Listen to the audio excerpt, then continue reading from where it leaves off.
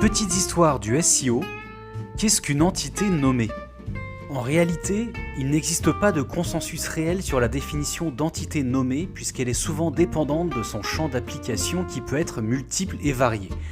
Toutefois, lorsqu'il s'agit de traitement automatique du langage naturel et de recherche du sens d'un texte ou d'une requête, puisque c'est bien de ça dont nous souhaitons parler dans cet épisode, on peut définir une entité nommée comme un objet textuel, c'est-à-dire un mot ou un groupe de mots, catégorisable dans des classes qui peuvent être par exemple des lieux, des personnes ou des organisations auxquelles nous pouvons rattacher des caractéristiques ou attributs. Le concept de reconnaissance et d'exploitation des entités nommées au sein d'un document textuel est apparu dans le milieu des années 90 et est aujourd'hui un élément incontournable dans le traitement automatique du langage naturel.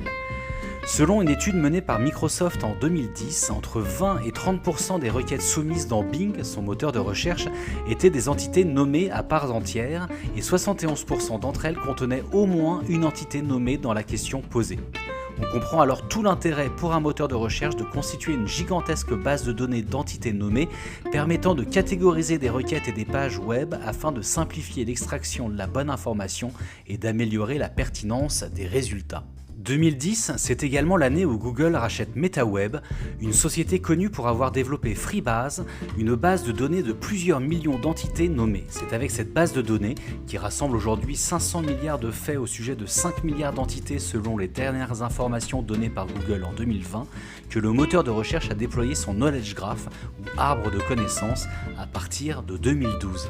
Le Knowledge Graph, c'est l'encart que vous voyez sur la droite des pages de résultats lorsque vous tapez une requête sur Google sur un ordinateur ou tout en haut des résultats lorsque vous effectuez une recherche sur mobile.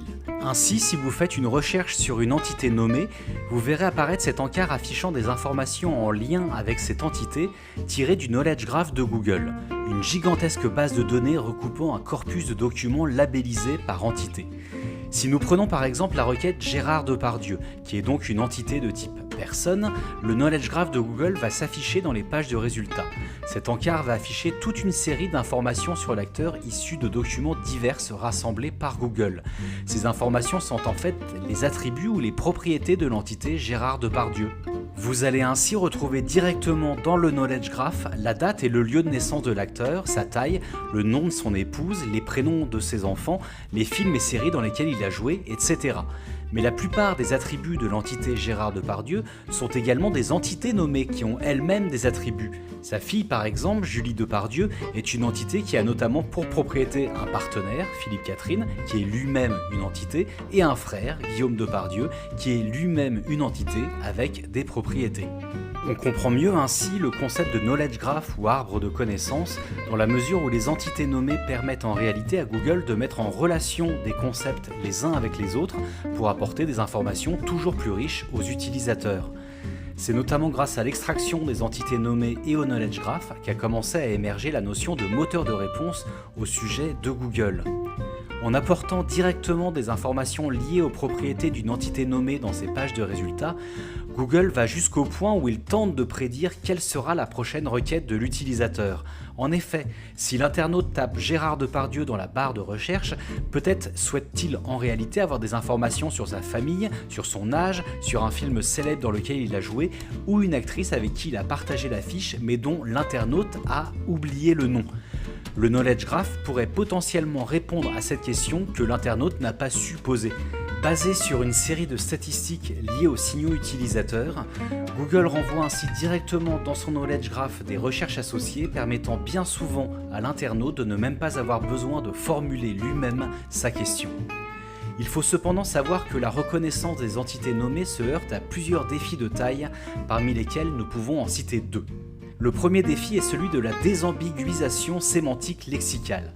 Un même terme peut en effet avoir plusieurs sens différents. On dit alors qu'il est polysémique. L'exemple classique qu'on donne en SEO est le terme jaguar, qui peut à la fois désigner l'animal sauvage mais également la marque de voiture de luxe.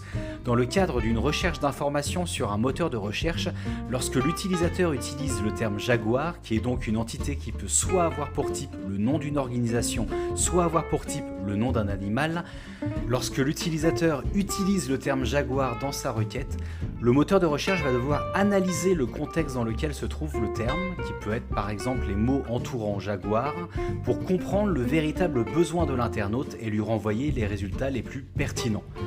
Un scoring sera par ailleurs mis en place afin de déterminer la probabilité qu'un utilisateur recherche plutôt telle ou telle information lorsqu'il tape une requête de type Jaguar dans le moteur de recherche. Dans cet exemple, on peut voir que Google renvoie majoritairement des résultats liés à la marque de voiture pour la requête Jaguar, puisqu'il a déterminé en fonction de tout un tas de paramètres qu'il était beaucoup plus probable, en l'absence de plus de précision de la part de l'internaute, que ce dernier cherche des informations sur la marque plutôt que sur l'animal. Cette probabilité n'étant cependant pas sûre à 100%, quelques résultats sur la page de Google renvoient vers le félin. Le moteur de recherche propose par ailleurs à l'internaute de préciser sa recherche sous la forme de 2 onglets, l'un renvoyant vers les résultats Jaguar entreprise, l'autre sur les résultats Jaguar animal, ce qui semble tout à fait pertinent d'un point de vue utilisateur. A noter par ailleurs que c'est dans l'objectif de mieux comprendre le sens des pages web que Google, Bing et Yahoo ont lancé conjointement le projet Schema.org en 2011. Ce projet vise en effet à proposer un schéma de microdonnées unifié afin de labelliser ou baliser certains termes pour supprimer les ambiguïtés lexicales et faciliter ainsi le travail des robots des moteurs de recherche. Le second défi auquel doivent faire face les moteurs de recherche utilisant la reconnaissance des entités nommées est celui de la mise à jour de ces entités nommées. En effet, un objet textuel peut ne pas être une entité à un instant T, mais le devenir par la suite.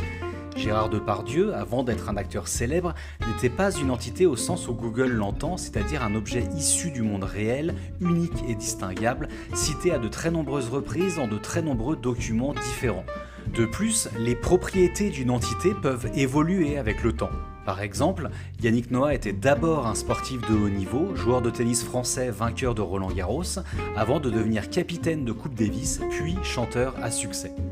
Toute la difficulté réside donc pour Google dans le fait de tenir constamment à jour sa base de données d'entités qui s'élargit avec le temps pour renvoyer constamment les résultats les plus pertinents à l'utilisateur en recherche d'informations.